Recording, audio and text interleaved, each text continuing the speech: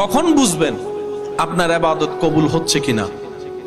যখন দেখবেন আপনার ইবাদতের প্রতি দিল টানা শুরু হয়েছে। সুবহানাল্লাহ। ইবাদত করতে না পারলে, নামাজ আদায় করতে না পারলে অস্থিরতা শুরু হয়েছে।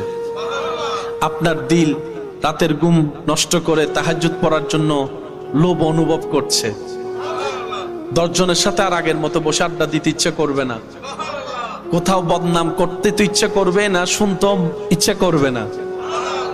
যখন আপনি দেখবেন আপনার কলহল থেকে নিজেকে কেমন যেন একটু একা একা করে ফেলতে ইচ্ছে করতেছে, বুঝবেন আল্লাহর রহমত আপনাকে ডাকা শুরু করছে।